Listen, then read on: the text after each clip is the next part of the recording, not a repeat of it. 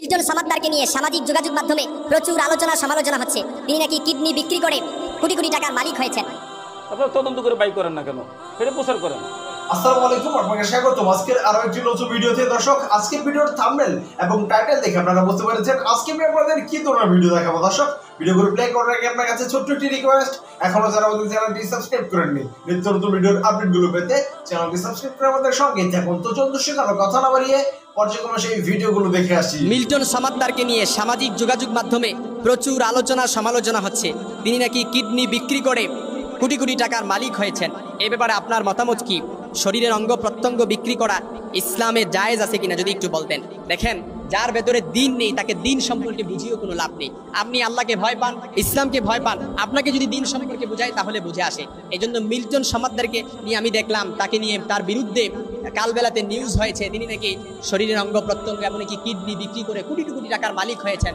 এবং তার যে একটা প্রতিষ্ঠান আছে চাইল্ড ওল্ড এজ কেয়ার নামে, সেই প্রতিষ্ঠানে আমি দেখলাম প্রায় শত শত বৃদ্ধ মা বোনেরা সেখানে লালিত পালিত হচ্ছে। এমনকি কোথাও যদি প্রতিবন্ধী বৃদ্ধি সে পায়, প্রতিবন্ধী কোনো মানুষ পায়, তাহলে সাথে সাথে তার টিম দিয়ে সেখান থেকে তুলে নিয়ে এসে তার চাইল্ড অ্যান্ড ওল্ড এজ কেয়ারে সেখানে তত্ত্বাবধানে করে।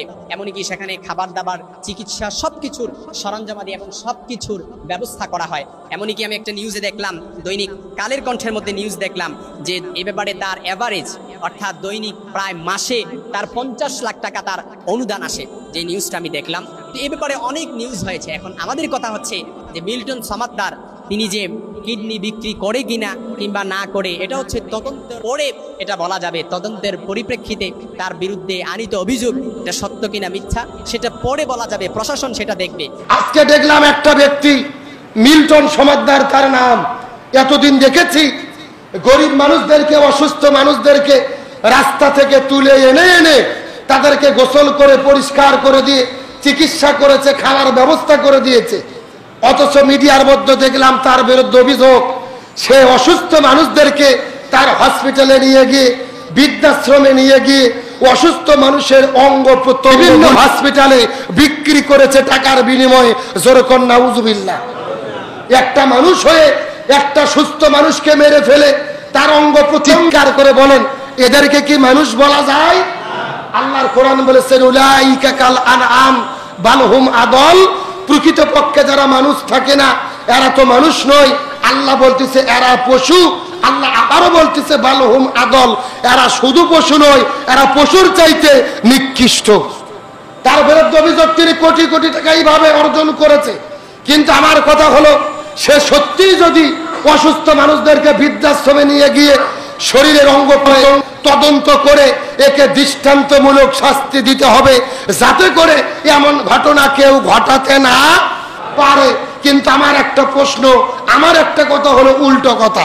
কথাটা হলো, যেই ব্যক্তি এতদিন ধরে গরিব দুঃখীদের পাশে দাঁড়াইছে, অসুস্থ মানুষদেরকে নিয়ে এসে বৃদ্ধাশ্রমে জায়গা দিয়েছে, চিকিৎসা করেছে, সত্যি এই ব্যক্তি অপকর্ম করেছে কিনা নাকি তার বিরুদ্ধে ষড়যন্ত্র, এটাও দেখতে হবে। তার কারণ বাংলাদেশের আমরা যেটা দেখি, যদি কেউ ভালো কোনো কাজ করে একটু উপর দিকে যায় তার বিরুদ্ধে ষড়যন্ত্র আছে না নাই? কেউ উপরে উঠতে চাইলে উঠতে দেওয়া হয় না, তার পা ধরে টেনে নিচে নামানো হয়। আমার কথা, মিল্টন সামাদ্দার সত্যি যদি অপকর্ম করে তার শাস্তি দেন, কিন্তু সে সত্যি অপরাধী কিনা, তার বিরুদ্ধে ষড়যন্ত্র হচ্ছে কিনা, এটাও নিরপেক্ষভাবে তদন্ত করা হলো সরকারের দায়িত্ব। দর্শক, আশা করি সম্পূর্ণ ভিডিওটি দেখেছেন। দর্শক, এই ভিডিও সম্বন্ধে আপনার কোনো মতামত থাকে তাহলে অবশ্যই কমেন্ট করে জানাবেন। ভিডিওটি ভালো লাগলে অবশ্যই লাইক করবেন। দেখা হচ্ছে পরবর্তী কোনো ভিডিওতে। সে পর্যন্ত সবাই ভালো থাকবেন, সুস্থ থাকবেন। আল্লাহ হাফেজ।